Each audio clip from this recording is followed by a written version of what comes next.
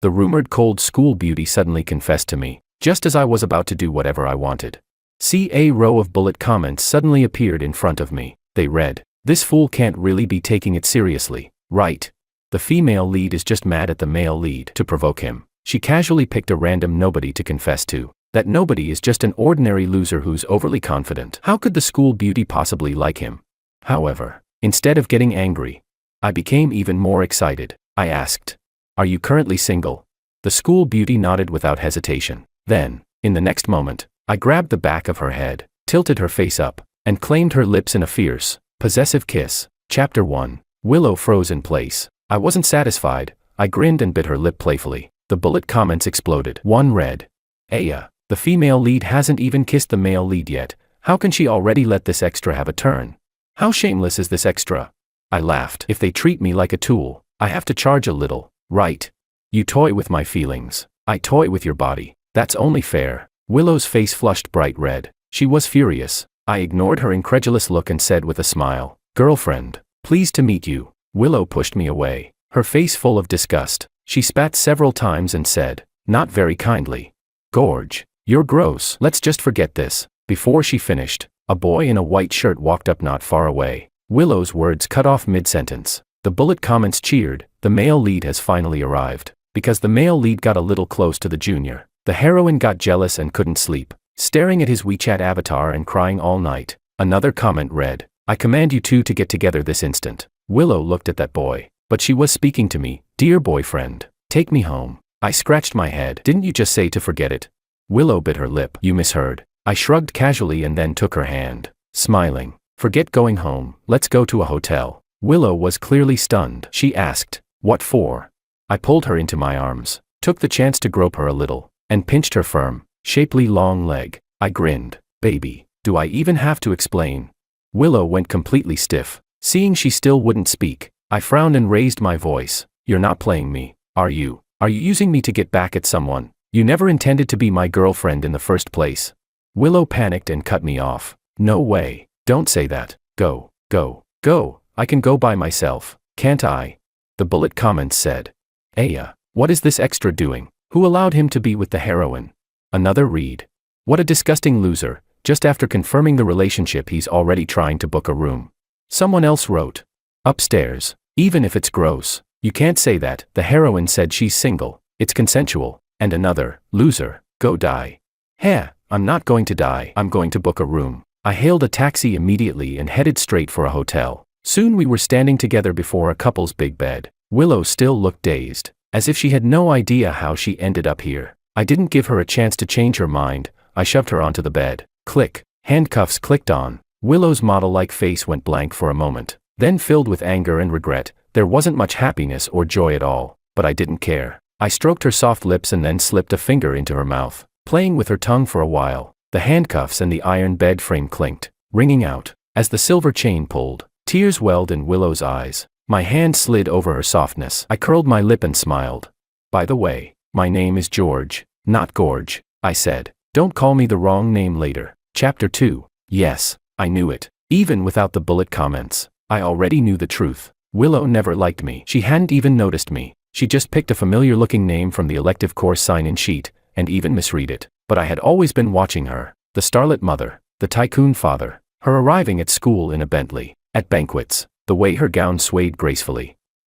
In my head, she is so miserable. So when a top-tier goddess like her practically delivered herself to my door, the bullet comments telling me not to eat her were nothing but jealousy. SKR. And it just so happened that lately I'd been under a lot of pressure. That's why, instead of being angry, I was grateful to Willow. After all, an ordinary college student like me had no chance of ever crossing paths with a rich, beautiful campus queen. When I was little, I read those underdog stories where the innocent campus belle or the wealthy daughter fell in love with a hard-working poor boy. But when I grew up, I realized the ones in the same world as those heiresses would always be the tall, rich, and handsome guys. On the very first day of school, everyone already knew that the male lead, Makoto, and Willow weren't like ordinary classmates. They insisted they had just grown up together. Makoto even helped another boy deliver her a love letter once. Willow threw it straight into the trash. Nobody was blind. Until today, I had only been part of the background to their romance. But after today, who knows? I lit a post-lovemaking cigarette and glanced at the jade-like body sprawled across the bed. Willow met my gaze, her body shivering, fingers clutching the sheet. She bit her lip and threatened. If you dare touch me again, I won't let you off. After a whole night of silence, the bullet comments finally came back in a flood. A string of question marks. My heart finally gave out. The heroine is no longer pure. Has the heroine lost her mind? Just to make the male lead jealous, she sacrificed her body. But another voice argued. Don't be so pick-me girl. Why say she's unclean just because she slept with someone? She's only using the extra as a tool. Her heart still belongs to the male lead. Then another. Are you sure her heart still belongs to the male lead? She looks like she can't even close her legs. I looked with satisfaction at the scandalous marks across Willow's body. I chuckled, still pretending. Didn't you enjoy it too? Willow's teeth sank into her lip as she whispered in humiliation. No way, she said. Stay away from me. I soothed her. Don't be scared. I have to meet with my professor soon. No time for another round. As I spoke, I was already dressed. When I reached the door, Willow scoffed. You're just going to leave. Aren't you forgetting something?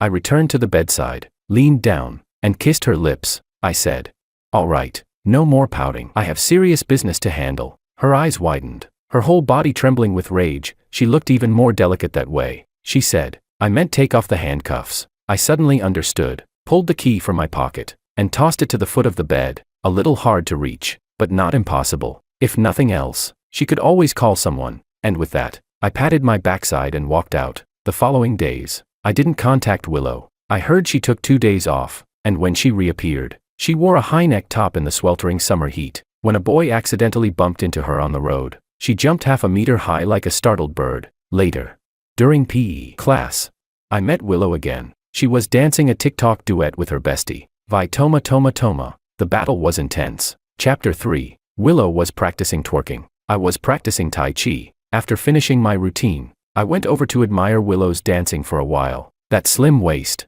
perky hips, and those long legs. When her skirt fluttered up with the moves, it revealed the honey thighs that haunted my dreams. Willow was focused on recording and didn't notice me. Her dance partner was another rich heiress. After Willow messed up several times in a row, the girl teased. Weren't you shaking it so hard just a moment ago? Why so many mistakes all of a sudden? She added. Your Makoto isn't here. No, wait, if he was here, you'd be dancing even harder. Or maybe, did you see someone who scared you? Willow told her to shut up. Just then, Makoto appeared carrying a big bag. He said in a fawning tone. Willow, I brought you milk tea, and also some fruit and snacks. Willow didn't reach out. Makoto looked a little embarrassed. I pulled out the little squashed bun from my back pocket and walked over. Willow still didn't reach out. Her expression seemed to say, who do you think you are? What right do you have to bring me food? I asked sweetly. Girlfriend, do you need me to feed you? Willow's face stiffened. Then she snatched the bun from my hand. Afraid she might choke, I kindly handed her my water bottle. Makoto looked bitter, gritting his teeth. You used to despise these cheap snacks. The bullet comments came in right on time. The male lead came just to coax the heroine, but she's still sulking. Yet the moment she first saw him, she was thrilled inside. The extra is enjoying himself now, but when the truth comes out he'll look like a clown. To me, the heroine doesn't look like she's trying to provoke the male lead. She looks scared. After delivering the food, I turned and left. My professor had invited me to a dinner party tonight. I had no time to care about those bullet comments, and I left Willow and Makoto behind. When I arrived, my professor was chatting happily with senior sister. A dozen drinks later, the professor smiled kindly and said, George, your paper was pretty good. Diego's son is working in the same field, but he needs a first author. Why don't you give it to him? I stayed silent. The professor's face darkened. He frowned. Do you still want your diploma or not? I clenched my fists, nails digging into my palms. It wasn't the first time he'd made such a demand. Days passed in a daze, with pressure I couldn't release, like being choked and forced under filthy water. Senior sister, with her fake sweet voice, chimed in. Professor, junior brother doesn't mean it like that. She handed me a glass of wine and said, come on, apologize to the professor. My stomach churned violently while the professor and senior sister kept harping on my mistakes. Then, suddenly, the private room door burst open. Willow appeared as if from the heavens, standing at the doorway. George, what's your relationship with her? Successfully escaped the predicament. Chapter 4. The night breeze blew away the last of the wine. By the roadside, I nonchalantly stopped the phone recording and said to Willow, thanks. Willow lifted an eyebrow. Looking a little proud, she said, don't flatter yourself, I just came to return your water bottle. She muttered, A busted water bottle, and I actually had to come all the way out here to return it. Right, I was the one who'd sent Willow the dinner location. I knew that as a rich heiress, Willow would be the type to stand up for fairness. I said gratefully, "Still, thanks. Let me buy you a meal." She rolled her eyes. "No need." I swallowed and asked, "Then, shall I book a room for you?" Willow's face froze, her lips moving. From the shape of her mouth, she seemed to curse. "You pervert." Willow was about to leave, but as she took her first step, I vomited into a trash can I was holding. When I finished, I closed my eyes and fell asleep. In the end, Willow resigned herself and helped me book a room. When I was half out of it, my head on her thigh, I kept touching her and murmured, "Thank you." Willow blushed, this time from shyness. The bullet comments were unanimous in calling me shameless and opportunistic. Some, more balanced, shipped everything. The next morning, I woke to find Willow still asleep on the neighboring bed, basking in the early sunlight. I admired Willow's beauty for a while. Before leaving, I couldn't resist and planted a kiss on her cheek. Willow didn't open her eyes, but her lashes fluttered quickly like a wounded butterfly. In the days that followed, Willow and I returned to not contacting each other at all, until one morning, she was waiting outside my dorm and demanded to know why I hadn't been in touch. She puffed up and said, "George, you haven't forgotten that we're boyfriend and girlfriend, have you?" I answered honestly, "Because I don't have your contact info." We hadn't even added each other on WeChat. Willow fell silent, then took my phone and added herself. When the phone was back in my hand, her name in my contacts was already set, "Girlfriend." I was a bit dazed. The bullet comments arrived as usual. Someone wrote, "Extra. Don't be delusional. Wasn't it that today the male lead and the junior were in class together and the heroine caught them? The heroine will get even. Make the extra accompany her to class to provoke the male lead." Another read, "If the male lead hangs his head, the heroine will kick the extra away immediately." And another, "In the end, for the male lead, the heroine will even persuade the extra to give up the PhD spot." This plot was too absurd. I didn't buy it. A moment later, Willow did ask me to accompany her to class. I glanced at my schedule and shook my head. "I have class too." Willow was a bit displeased, but she left anyway. At noon, I invited her to eat. She showed up. The small hotpot place I usually ate at had one more figure at the table. That evening, I invited Willow to our barbecue. She came again. When fireworks burst in the night sky, she naturally rested her head on my shoulder. Those days were unbearably sweet. With her, I experienced many new things. Drunk and holding her, I couldn't help but say a lot, from 8 years old mucking latrines, to 18 leaving home for college. Willow stared at me without blinking and said she wanted to spend her birthday with me that year. We hooked pinkies. Then one day, Willow tilted her head and appraised me, saying, "You seem like you're finally in better spirits." At that moment I heard my own heartbeat. Chapter 5. I never cared much about those bullet comments, but now, the more I looked at them, the more they got under my skin, especially the one saying that today would be the day the male lead and the heroine finally got together. Wearing flip-flops and carrying 4 boxed meals, I walked through the small grove. Suddenly, a man's sobbing voice made me look over instinctively. A tall, thin boy stood with his head hung low, full of regret in front of a girl. Makoto's voice was hoarse as he pleaded, "Willow, I was wrong. I really was wrong. Please stop punishing me like this. I'll never talk to another girl again. Willow, please forgive me." And there I saw the same woman who just yesterday had been by my side, now softening, moved, and heartbroken in front of him. The bullet comments scrolled in. "Proud heroine vs devoted male lead. What a perfect match. Oh my god, I've waited for this moment. Finally, no more watching that extra act smug, throwing confetti."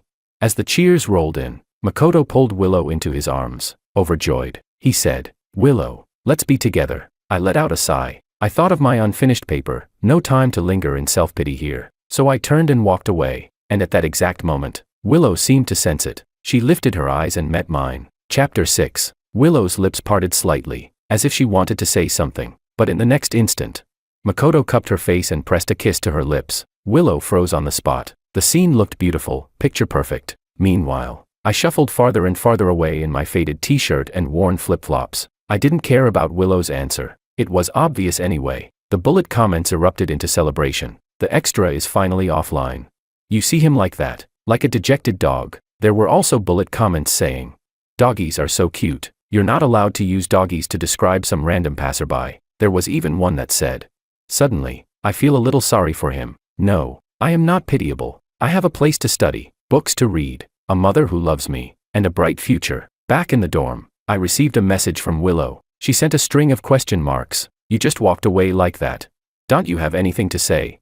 I didn't reply. The interface showed she was typing for a long time. After a while Willow sent, "About before, it was my fault. You must hate me now, right?" With a crying emoji, I answered, "What I hate most is people asking me so many questions." Then I blocked her. That night my mom called. She said she'd sold a house back home and scraped together a few $100,000 so she could send me abroad for a PhD. She said, "Mom only studied through elementary school and doesn't understand the stuff you're into. But I've asked around, getting a PhD in your field will give you better prospects." The night breeze carried the temperature of home. I gritted my teeth, not wanting her to hear how off I sounded. I kept working on my paper while weighing the idea of studying overseas. I'd actually already contacted another professor. His research wasn't a perfect match, but he had a good reputation, a solid option. Willow didn't try to reach me after I blocked her. She had little reason to. That month had felt like a brilliant dream. When the dream ended, everything returned to normal, but I didn't expect our paths to cross again. It was Willow's friend who called me, the girl who had done the duet video with her, Freya. Her group needed one more person.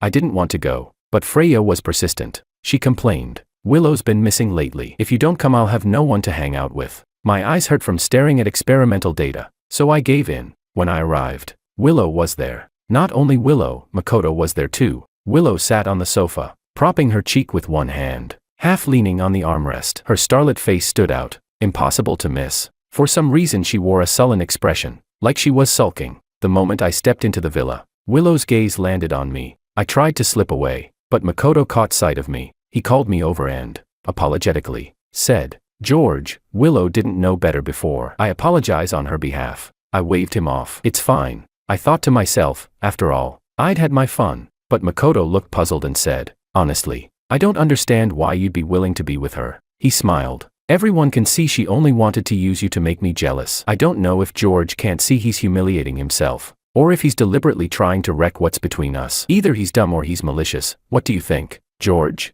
When his words fell, the air seemed to freeze. Freya hurried in to smooth things over and the mood revived. Willow and Makoto sat at the center of the group. I sat alone in a corner, drinking and playing on my phone. It felt like someone kept watching me. Suddenly Makoto suggested a game of I have, you don't. I had a bad feeling. As expected, every time it was Makoto's turn, he seemed to be targeting me. He said, "I'm willing to provide, because a man's money is where his heart is." He said, "I'm responsible. If I can't give a girl a future, I won't touch her." He said, "I come from an intact family, my parents never divorced." I had no idea where he'd learned that. I remembered once, drunk, I'd told Willow something similar. Willow frowned and complained, "Okay, why are you saying this?" Makoto shot her a dissatisfied look. Willow shut up, but Makoto still didn't seem pleased. Near the bathroom door I heard raised voices. Makoto said in a low voice, "Did you fall for him?" Chapter 7. Willow immediately denied it. "Of course not." Makoto drew in a deep breath. "Then prove it to me." So, when we returned to the table, Willow pointed at a girl and said to me, "George, let me introduce you to a girlfriend." The girl she pointed to wore glasses and looked plain. She was the daughter of the Liu family's housekeeper. Makoto grinned. "George, you two are a good match. Don't miss such a great opportunity." I didn't know what to say. After a pause, Makoto narrowed his eyes and asked, "Not willing? What? Do you still have improper thoughts about my girlfriend?" "George, people need to recognize their place." He smirked. "Dragons match with dragons. Phoenixes with phoenixes. Mice are born to dig holes. Fish find fish. Shrimp find shrimp. And turtles pair with turtles." Someone whispered, "No wonder he keeps hovering around today. He still hasn't given up." Makoto looked at me arrogantly, his grin wicked. "All right then, since you lost the game earlier, you haven't done your punishment yet," he said. "Your penalty is, the two of you kiss." The whole room fell silent. Neither I nor the girl moved. Willow pressed her lips together, hesitating. After a long while, she finally said, "Who kisses on the first meeting?" She seemed to think of something, but didn't continue. I smiled and picked up her words. "Who says it's never happened?"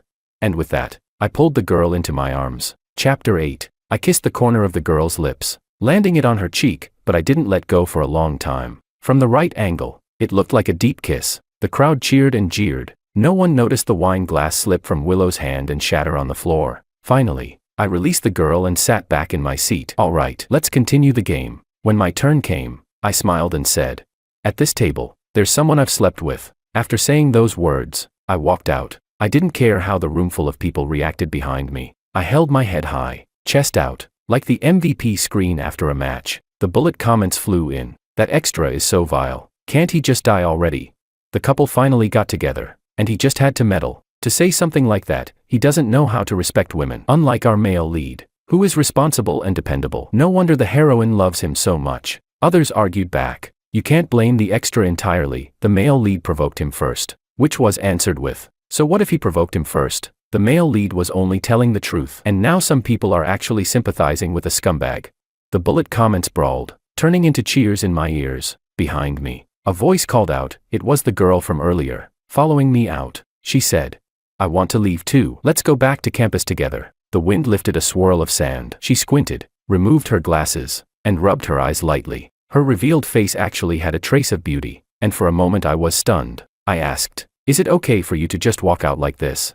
She shook her head. My mom's retired. I'm preparing to leave the Liu family too. On the ride back, I got a text from Freya. I didn't expect Willow and Makoto to show up like that. Don't take what happened too seriously. They've been childhood sweethearts, so their feelings for each other run deep. The next day, Willow called me. Her voice was as beautiful as ever, though what she said wasn't. She said, what happened before was my fault, but you shouldn't have taken it out on Makoto. About yesterday, you should apologize to him. I raised an eyebrow. Sure, I laughed. But shouldn't your apology come with a little sincerity? Willow was puzzled. What do you mean by that? I thought for a moment, then said, meet me at the hotel near campus. On the other end of the line, Willow's breathing hitched. She snapped, George, how can you be so shameless and despicable? Do you only think with what's below your waist? Any woman you meet, you want to drag to a hotel? Then, angrily, where did you two go after you left last night? I laughed. Guess. Furious, Willow hung up. Maybe because I never apologized. A few days later the professor I had lined up suddenly emailed me. He said his PhD slots were full. He offered to recommend me to another professor. I politely declined. Knowledge can change destiny, but destiny can also change knowledge. I was prepared for this already. I applied to foreign universities. Meanwhile, I heard Willow and Makoto were showing off their love everywhere. On WeChat, yachts, sports cars, hot air balloons. Anyone who didn't know better would think they were live streaming for tips. Somehow Makoto got my WeChat and sent a friend request. I didn't accept. I really didn't have the time to mess around with them anymore. Soon it was Willow's birthday. Freya was the one who told me, asking if I'd come. Compared to Makoto, she still preferred hanging out with me. I remembered how months ago, Willow's eyes had sparkled like starlight when she said she wanted to spend her birthday with me. But now, all had changed. I was about to say I wouldn't go when Willow's text came in. Don't come to my birthday. So I swallowed the words and instead told Freya, go. Of course I'll go. I've even prepared a gift. The next day, when Freya messaged me in a panic, I had just arrived at the airport. She said, George, don't come. Those two dogs hired bodyguards to block you. Everyone's waiting to laugh at you. Makoto even started a live stream, and that live stream had already climbed onto the trending chart. On camera, Makoto spoke in a humble tone. I just hope that, through the internet, we can make him stay away from our lives. Then he turned to Willow and asked word by word, Willow, you don't think what I'm doing is inappropriate, do you? Willow replied, not at all. His skin is thick enough. This is the only way to make him face reality. The camera swept across rows of bodyguards, lined up and ready. In the comments section, someone posted my photo, a research grunt, compared side by side with the luxury-clad Willow, clearly from two different worlds. The bullet comments streamed in. So this is the ceiling for overconfident men. Willow is so beautiful, and he thinks he's worthy. I've never seen such shamelessness. Aren't his parents afraid of being greeted too?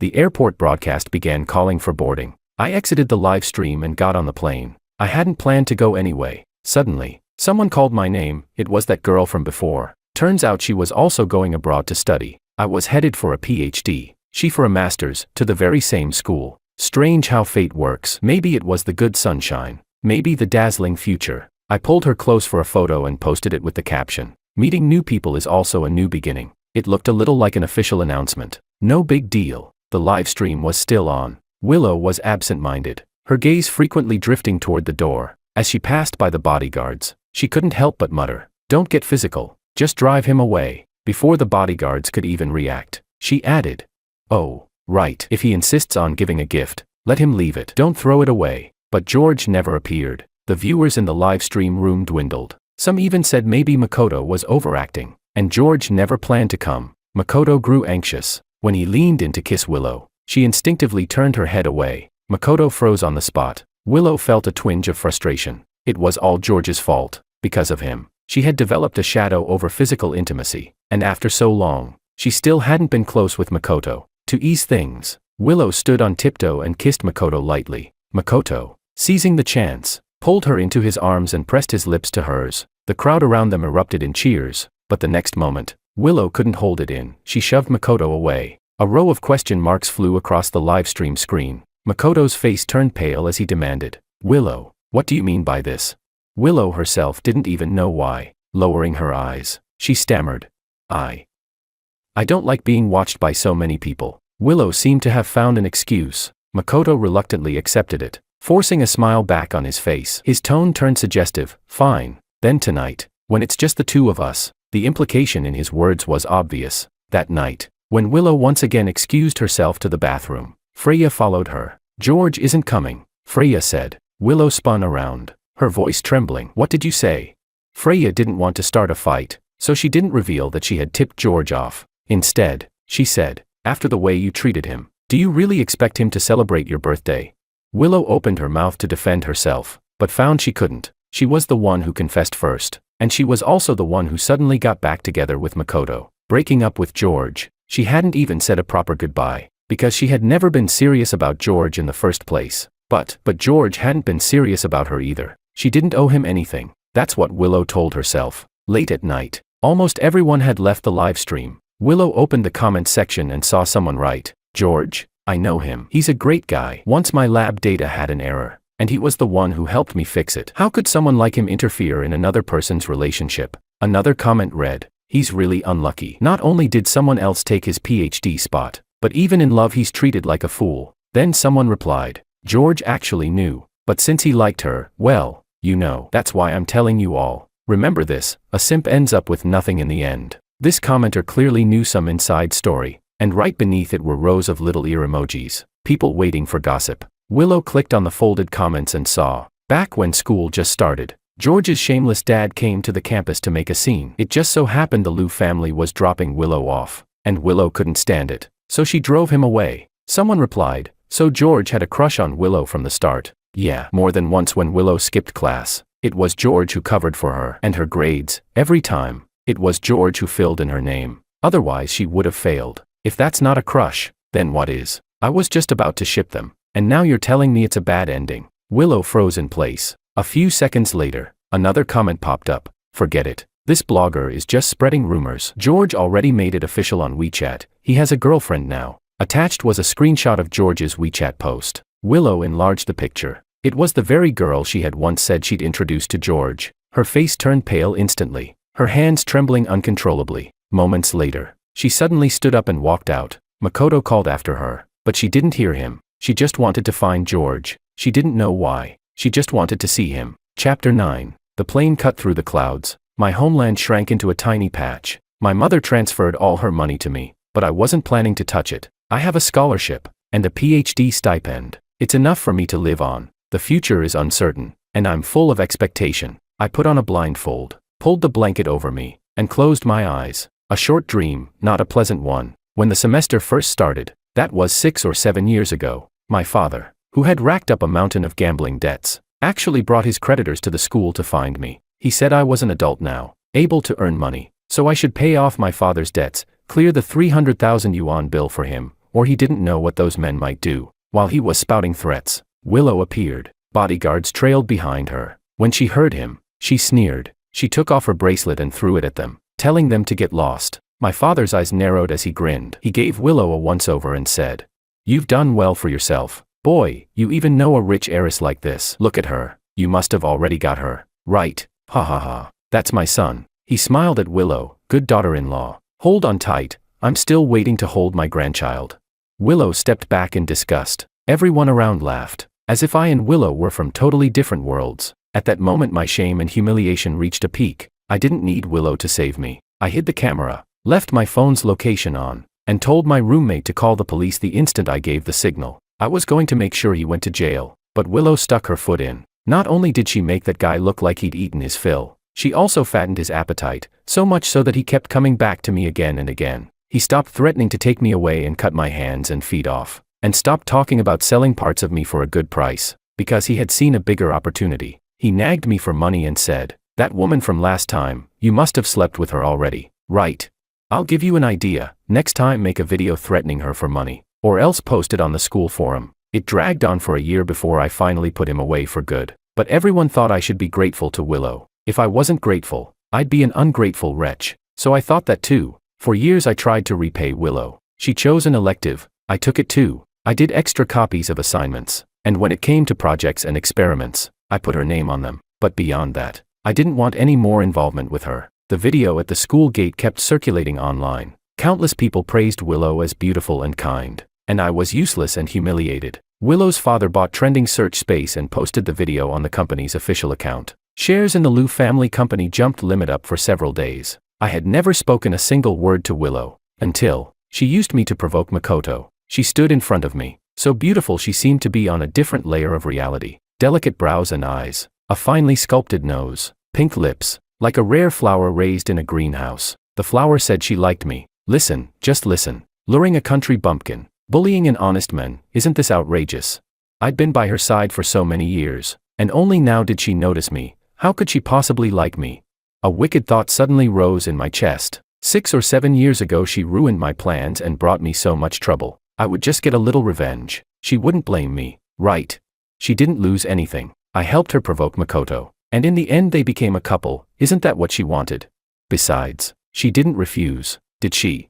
In the end, everything squared. This king's victory, you have already witnessed. Now, this king is leaving the court. Chapter 10. Since I distanced myself from Willow and Makoto, the bullet comments never reappeared. Looks like I really am just an extra, but even an extra has his day. I tried hard to adapt to the new environment and the new life. It was hard. The pressure was huge. Those tens of thousands of little companions who once promised to stick with me for life gradually left my scalp one by one. When Willow called, I had just come out of the lab. I didn't want to pick up, but she called several times. Angry, I slammed the answer button. Before Willow could speak I said, "Transfer me 500 for roaming charges, George." Willow breathed twice, then hung up. 500 appeared in my bank account with the note, "Phone bill." Willow called again. She asked, "Where are you now?" I replied, "No comment." She said, "You think hiding means I can't find you? It won't help." I said, "Are you pregnant? Take care of yourself." Willow froze for a moment, clearly annoyed. I was puzzled and asked, "So why are you looking for me?" Silence on the other end stretched so long I thought she'd died. Finally Willow said, "I want to see you." I answered, "I want to see legs." Willow paused, then snapped, "How disgusting you are." I obligingly explained, "You misunderstand. I don't mean the legs themselves, I mean the path someone walks. Everything they've been through. Existence precedes essence. A person becomes unique not because they're preset to be a certain way, but because later experiences and choices shape them. So when I say I want to see legs, I mean I want to see what you mean. I'm not different from what I told you. Yet you think I'm gross and insist on being double standard. What can I do?" Willow hung up. A few minutes later she seemed to regret it and called back. This time I didn't pick up and I refunded the 500. I didn't answer the later calls either. 3 months passed in a blink. Life pushed me forward. Heavy coursework, high prices, SOSO security, bad food. Except for a cute junior, there was nothing to be happy about. Alive but half dead. When Willow appeared in front of me, Anna was about to invite me to her place for dinner. Yes, she was the junior I had some fate with, my underclass woman. She'd changed her hairstyle, taken off her glasses, and looked like a completely different person, much prettier than before. She hid herself to avoid catching the eye of rich heirs and feared envy from wealthy girls. I was about to speak when I saw Willow staring at me with a sullen face. It looked like the moment I nodded she would rush over and slap me. I didn't say anything, but Willow still charged forward. Her first words were, "You can't be with her." Anna rolled her eyes and shot back, "Miss Liu, aren't you worried your boyfriend will find out?" She bit her lip and said, "Makoto and I have already broken up." Anna snorted. 2 relationships already at such a young age, and they both ended so easily. You're not even second-hand goods, more like third-hand. Willow raised her hand. The two of them tore into each other. Honestly, it was quite a sight. It would have been even better if they weren't fighting because of me. Willow yanked Anna's hair while shouting, "George has liked me for 7 years, can you even compare?" Anna bit hard into Willow's arm. Furious, "Did you have a fever as a kid and never get treated? Him falling for cheap trash like you just proves he's blind. I'll clean his glasses for him later. Who would want a third-hand good like you? George is like chocolate, you can't even handle a taste." Unable to win the argument, Willow started spouting nonsense. "I never actually said the word break up to George. So we're still a couple. You're just the mistress." Anna snorted. "Someone who truly likes a person doesn't care if she already has a boyfriend. Then she turned to me and said, "George, your mistress is here." The crowd around us kept growing. I worried that people would notice how half-hearted my attempts at peacemaking were. So I finally put in some real effort and managed to pull the two of them apart. Willow landed a slap on Anna at the end. It clearly wasn't heavy, but Anna spun like a fluttering butterfly, flying off balance. I rushed forward to catch the butterfly. In doing so, my hand accidentally landed on a soft spot. Guilty. I pulled my hand back, but Anna grabbed it and put it right back. She said, "If George doesn't hold me, I'll fall." I carried Anna to the hospital. She beamed with joy. From behind, Willow called out to me, "George, what about me?" I turned back to glance at her. Her face was bruised, her pitiful expression evoking sympathy. She still had some beauty in her. For a moment, pity stirred in me, but Anna clutched my hand, pressing it to her thigh. "George, it hurts here too." So I told Willow, "Go back. You don't even have medical insurance here. We're already over, aren't we?" Willow stared at me in disbelief. "How can you say something so heartless? Did you never like me at all? Was it just my body you wanted?" I put on an honest face, as though I'd been exposed. Willow swayed, about to collapse. I urged her to leave. Tears welled in her eyes, trembling on the verge of falling. Her voice shook as she asked, "All for her?" I shook my head. "No, it's for you and Makoto." Willow's eyes widened. Moments later, it was as if she had been sentenced to death. All her strength drained away. She staggered toward me, pleading, But I already broke up with him." She reached for my hand. I stepped back 2 paces. A taxi happened to pull up. I lifted Anna into it. The car drove off. In the rearview mirror, Willow stood frozen in place, shrinking smaller and smaller. Chapter 11. Time passed quickly. Willow showed up around me from time to time, and with her appearances, the bullet comments started trickling back in. "This damn plot has completely collapsed. Might as well rename the book The Happy Life of an Extra. He's been doing his PhD for 6 years. Happy my ass. Refund." Willow brought me breakfast. Learned to cook. When she noticed I wouldn't even touch it, she had the Liu family invest money into my lab. Sorry, that's hard to refuse. Sometimes I'd have a meal with Willow. I treated it as business entertainment. Willow was thrilled, her eyes unable to hide her smile. She always dressed fashionably, like a model on the runway. And me, I looked like the rich sponsor keeping her. One time, Willow got herself drunk and collapsed into my arms. I nobly pushed her away. She burst into tears on the spot. Choking, she said, "George, weren't you only after my body? Why don't you want me when I'm offering myself?" Because I'd already been drained dry by experiments. But a man can't admit he's powerless. So I said, "Because you're dirty." Willow nearly shattered. I hadn't expected those words to hit her so hard. Afterward, she tried all sorts of bizarre ways to please me. Can't describe them here. Maybe because of all the adult content. This book got banned, and the bullet comments disappeared completely. Makoto once came to ask me to let Willow go. Willow deleted all his friends. What did that have to do with me? I teased. "How about I add you instead? You may have lost Willow's contact, but you've gained a PhD candidate friend." Makoto stormed off in anger again. Somehow Willow seemed to know Makoto had come to me. Freya told me his PhD spot was gone. Apparently someone reported him. Makoto and his father even went to the Liu family to apologize. That story didn't have a single interesting punchline. I couldn't be bothered to hear more. Meanwhile, Anna often came to eat with me. Real meals. Sometimes I'd admire her thighs, even fairer than Willow's. The year I graduated, I got together with Anna, because not only did she have long legs, unlike Willow, she had 2 highlights. Willow, eyes red, demanded to know what I saw in her. I said, "She cooks well," in both senses. I thought Willow would disappear after that, but the next day, she showed up again. She said, "George, your mistress is here." Extra chapter. For many years afterward, Willow regretted that day. She often woke at midnight, dreaming of that moment, the moment she accepted Makoto's confession, while George walked past them, his face expressionless. No, it wasn't like that. She already didn't like Makoto then, but when she saw how indifferent George seemed, it was as if a weight lodged in her chest, and for that stubborn weight, she agreed to Makoto's confession. From that day on, things spiraled out of control. It was as if an invisible hand kept pushing her along the script, even though this wasn't what she wanted. When she was with Makoto, she thought about George every moment. Whenever she saw George again, she wanted to cry and ask why he wasn't jealous, why he never came for her. But none of that happened. In reality, to keep Makoto from doubting her, she even introduced a girlfriend to George. Willow felt split in 2. One half of her wanted to hold on to George. The other half reminded her she was Makoto's girlfriend. She and Makoto were childhood sweethearts. A match made in heaven. She should be satisfied. Wasn't this what she'd always wanted? At least, That's what a voice in her head kept telling her. She struggled. She resisted. Finally, that voice disappeared. She recognized her true feelings. She stood before George once more. But it seemed, everything was too late. That voice had only been her own fantasy, an excuse to deny her own foolishness. Perhaps in some parallel world, that Willow was smarter. She rejected Makoto's confession on the spot and ran after George. She took the 4 boxed meals from his hands, walking back to the dorms with him, chatting and laughing. Later, George stayed in the country for his doctorate, and Willow Lu saw him every day. The Lu family invested in George's lab. George said, "Thank you, wife. Everything was so beautiful, and there was no annoying Anna."